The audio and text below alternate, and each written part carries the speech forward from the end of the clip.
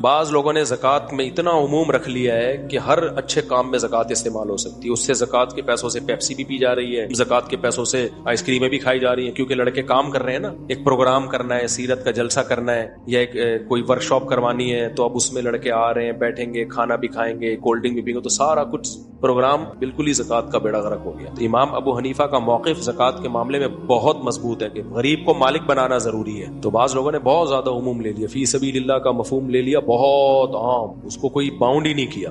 امام حنیفہ کی دلیل کیا ہے؟ للفقراء. اللہ کہتے ہیں لل یہ تملیغ کے لیے, فقیروں کے لیے ہے اور مساکین کے لیے ہے, والعاملین جو زکوٰۃ پہ مامور ہوتے ہیں ان کے لیے. تو یہ کے لیے میں کامل لیے جب ہی ہوتا ہے جب وہ اس کا مالک بن جائے. تو اباحت نہیں ہے اس میں, ملکیت میں داخل کرنا ضروری ہے, اس کی ملکیت میں یا اس کے وکیل کی. اگر آپ نے زکوٰۃ سے کسی کا علاج کرانا ہے تو غریب کو آپ یہ بول دو کہ تم کسی کو وکیل بنا دو جس کو ہم پیسے دے دیں. تم ڈاکٹر کو وکیل بنا دو جو تم پہ خرچ کر رہا ہے, ہسپتال کو وکیل بنا دو. جب وہ ہسپتال کو وکیل بنا دے گا تو جو پیسے ہسپتال کو دیں گے وہ اسی کے سمجھے جائیں گے. تو اس سے پرمیشن لینا ضروری ہے.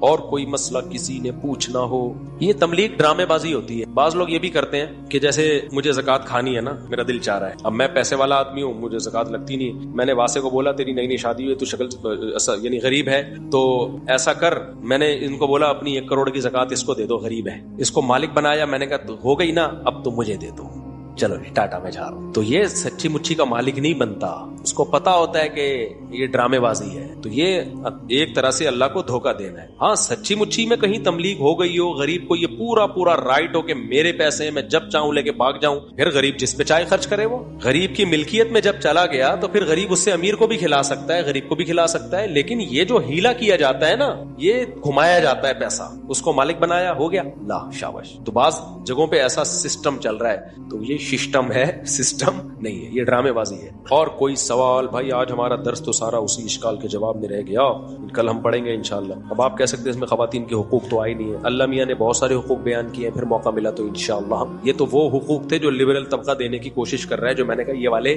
ہیں نہیں. اور کون سے حقوق ہیں؟ بہت سارے حقوق ہیں. اس میں نام ہی اللہ نے سورہ نساء رکھ دیا. ان میں سب سے اہم ترین حکم جو اللہ نے بیان کیا, لا یحل لکم ان ترثوا النساء کرہا. اسلام سے پہلے عورت کی شخصی ملکیت سمجھی نہیں جاتی تھی. یورپ میں تو اب آئی ہے 100 سال پہلے, اس سے پہلے تھا ہی نہیں. تو اللہ نے کہا عورت کے پاس جو پیسہ ہے وہ اس کا ہے, وہ اس کے شوہر کا نہیں ہے. اس کو باپ سے جو وراثت ملے اس کو دو, وہ اس کی ہے, وہ تمہاری نہیں ہے. عرب یہ کہا کرتے تھے کہ جب اس کی ساری ذمہ داریاں ہم پر ہیں تو پھر اس کا کیا ہے. آج بھی غریب علاقوں میں نا بہنوں کو جائیدادیں نہیں ملتی, وہ کہتے ہیں بھائی یہ تو اپنے سسرال چلی گئی, گھر چلی گئی. تو اللہ تعالیٰ نے بہت سخت پابندی لگائی. اور دیکھو عورت کو آدھی وراثت دی ہے لیکن بچائی پوری آدھی ہے, مرد کو ڈبل دی ہے لیکن خرچہ اس سے ڈبل سے بھی زیادہ کروا دیا. ہمارا سیکولر طبقہ یہ بھی اشکال کرتا ہے کہ ایک آدمی مر گیا, ایک بیٹا ایک بیٹی, 1.5 کروڑ روپے چھوڑے, بیٹی کو 50 لاکھ ملیں گے, بیٹے کو 1 کروڑ ملیں گے. تو یہ عورت پہ ظلم ہے. ایک ہندو لڑکی نے مجھے بتایا کہ مفتی صاحب ہمارے یہاں ہندوؤں میں, وہ بعد میں مسلمان ہو گئی الحمدللہ, تو اللہ اس کو استقامت عطا فرمائے, تو اس نے کہا کہ ہمارے یہاں ہندو میں بڑا مذاق اڑایا جاتا ہے مسلمانوں کا کہ مسلمان لوگ بیٹیوں کو آدھی جائیداد دیتے ہیں, بیٹوں کو دگنی دیتے ہیں. کہتی مذاق تو اڑاتے ہیں لیکن ہمارے یہاں آدھی بھی نہیں ملتی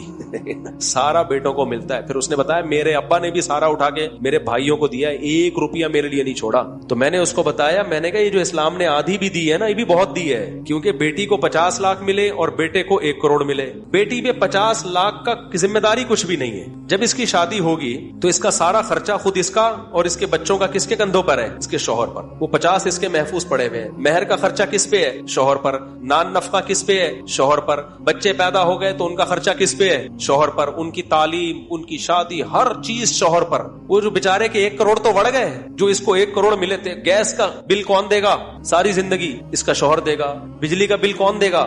گالیاں نکل رہی ہیں میرے منہ سے, وہ دے گا بغیرت, استغفر اللہ. گیس کا بل وہ دے گا, بجلی کا بل وہ دے گا, گھر خریدے گا بھی وہی, کیونکہ رہائش دینا بھی کس کی ذمہ داری ہے؟ شوہر کی ذمہ داری ہے. مکان اگر کرائے پر ہے تو کرایہ کون دے گا؟ میاں دے گا. تو کیا احسان کیا 1 کروڑ دے کے اس کو؟ وہ کہے گا دی 1 کروڑ ہے اور ذمہ داریاں مجھ پہ 20 کروڑ کی ڈال دی ہیں, اور اس کو 50 لاکھ دیے. وہ 50 لاکھ میں کوئی اس کے ساتھ شریک بولو نہیں ہے. سمجھتے ہو گے نہیں سمجھتے؟ تو وہ ہندو لڑکی زیادہ سمجھدار تھی، اس نے کہا کہ ہمارے یہاں تو آدھی بھی نہیں ملتی، اور ابھی بھی ایسا ہی ہے۔ انگریز بھی یہ کہتے ہیں کہ مسلمان لوگ بیٹیوں کو آدھی وراثت دیتے ہیں، انگریزوں میں بھی 1% بیٹی کو نہیں ملتی۔ مرد پر ہے، بیٹے کو دینا چاہے، بیٹی کو دینا چاہے، گورنمنٹ کو دینا چاہے، کتوں کو دینا چاہے۔ اسلام نے تو حق دیا ہے بھائی، لازمی ملے گا۔ باپ اگر بیٹی کو محروم کرنا چاہے تو محرومی کا آپشن ابا کے پاس نہیں ہے۔ آپ حیران ہوں گے جب آپ فقہ پڑھتے ہو نا، جس کا آج لوگ مذاق اڑاتے ہیں، فقہ شکہ کچھ نہیں ہے۔ فقہا نے جو قرآن و سنت کو ایکسپلین کیا ہے نا، وہ خاندانی ایکسپلین کیا ہے۔ فقہ کی کتابوں میں لکھا ہے کہ ایک مرد نے اگر مرض موت میں بیوی کو طلاق دے دی، وہ بیمار ہے اور اس کا امکان ہے مر بھی سکتا ہے اور بچ بھی سکتا ہے، اب ڈیورس دے دی اور مر گیا، وراثت اس کو پوری ملے گی بیوی کو جو بنتی ہے۔ یہ سمجھا جائے گا کہ کمبخت وراثت سے بچنے کے لیے طلاق دی ہے اس کمبخت نے، ٹھیک ہے نا، دینی تھی تو پہلے دے دیتا۔ تو وراثت سے محروم کرنے کے لیے کیا کر رہا ہے، یہ طلاق دے رہا ہے اس کو۔ اس کو کہتے ہیں الفار، فار کہتے ہیں وراثت، وارث کو وراثت سے محروم کر کے بھاگنے والا، یعنی وراثت سے بھاگنے والا۔ تو اسلام نے یہ بھی حکام دیے ہیں کہ آپ مرض موت میں اپنے وارث کو وراثت سے محروم نہیں کر سکتے۔ ہاں اگر آپ بچ گئے پھر دیکھا جائے گا کہ بھائی یہ رکھنا ہے یا چھوڑنا ہے، ٹھیک ہے نا، لیکن مر گئے نا تو بھائی یہ تو ایسے موقع پہ طلاق دی ہے، یہ تو مرنے لگے تھے، اس کا مطلب ساری زندگی تو دی نہیں، اب تو پیسے بچا رہا ہے، اس کو محروم کر رہا ہے۔ تو بہت زیادہ اسلام نے رائٹ دیے ہیں۔ تو اس لیے جو خواتین کے حقوق پہ آوازیں اٹھتی ہیں نا، یہ منجن ہے، حقوق نہیں ہے، رائٹ اللہ نے دیے ہیں عورت کو۔ ہمارے عورتیں دیکھو اب ماضی سے لے کے اب تک کیسی اللہ نے ان کو گھروں میں رکھا ہے، کیسی دادیاں بنتی ہیں، بڑھاپے میں نانیاں بنتی ہیں، عزت ملتی ہے۔ گورے کے ہاں کیا عزت ملتی ہے یار، مرنے کے بعد 3 دن لاشوں کی بدبو سے پتہ چلتا ہے کہ اس کی دادی کا انتقال ہو گیا ہے۔ تو یہ ان کا سسٹم ہے، ٹھیک ہے نا، یہ وہ ہے جو الیکشن میں ہمارے یہاں ہوا تھا۔ اللہ تعالیٰ سمجھنے کی، عمل کی توفیق عطا فرمائے۔